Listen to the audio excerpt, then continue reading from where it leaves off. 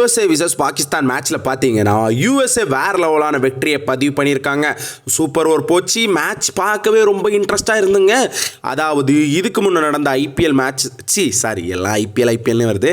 இதுக்கு முன்னால் நடந்த வேர்ல்டு கப் மேட்ச் எல்லாம் பார்த்தீங்கன்னா கொஞ்சம் மந்தமாக போயிட்டு இருந்த நிலையில் இந்த மேட்ச் வந்து பார்த்தீங்கன்னா கொஞ்சம் நமக்கு பார்க்குறதுக்கு இன்ட்ரெஸ்டிங்காக தூண்டி இருக்குது. ஏன்னா சூப்பர் ஓவர் போயிருக்குது. அதுலேயும் பார்த்தீங்கன்னா சின்ன டீம் பெரிய டீம் அப்செட் பண்ண பார்க்கும்போதுல ரொம்பவே சந்தோஷமாக இருக்குது. அப்படி தான் பார்த்தீங்கன்னா இன்னைக்கு USA பாகிஸ்தானை தோக்கடிச்சிருக்காங்க. சூப்பர் ஓவரில் ஃபர்ஸ்ட் பேட்டிங் பண்ண பாகிஸ்தானால 159 ரன் மட்டுமே அடிக்க முடிஞ்சிச்சு. இதில் அதிகபட்சமாக அந்த டீமோட பாபர் அசாம் 44 ரன் அடிச்சிருந்தாருங்க. அதே போல் USA தரப்பில் பார்த்தீங்கன்னா பவுலிங்கில் நட்டவல்லருங்கிறவர் பார்த்தீங்கன்னா 2 விக்கெட் எடுத்திருந்தாரு. வேற லெவலான பவுலிங் ஸ்பெல்ல போட்டு முடிச்சாரு. இதை சேஸ் பண்ண வந்த USA வேற லெவலாக சேஸ் பண்ணாங்க. USAக்கு லாஸ்ட் பால்ல 5 ரன் அடிச்சா வெற்றின கணக்கில் இருக்கும் போச்சுல லாஸ்ட் பால்ல நிதிஷ்குமார் பார்த்தீங்கன்னா அதை 4 அடிக்க அது பவுண்டரி போகும். சூப்பர் ஓவர் வரும். சூப்பர் ஓவரில் பார்த்தீங்கன்னா USA ஃபர்ஸ்ட் பேட்டிங் பண்ண வந்தாங்க. அமீர் பார்த்தீங்கன்னா ஒய்டு போட்டு பைஸ் கொடுத்து அதுக்கப்புறம் பார்த்தீங்கன்னா ரன் அவுட் த்ரோலாம் அடித்து அந்த மேட்ச் அந்த ஒரு சூப்பர் ஓவரில் பார்த்தீங்கன்னா 19 ரன் அடிப்பாங்க.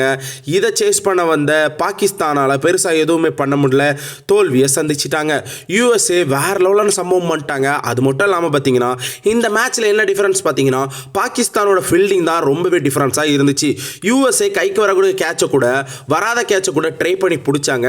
ஆனால் பாகிஸ்தான் கைக்கு வரக்கூடிய கேட்சை கூட பிடிக்காம அப்படியே பார்த்தீங்கன்னா கேட்சை விட்டுட்டு அந்த பிளேயரை இந்த பிளேயர் பார்க்குறதும் இந்த பிளேயர் அந்த பிளேயர் பார்க்குறதும் அப்படிங்கிற மாதிரி இருந்துச்சு.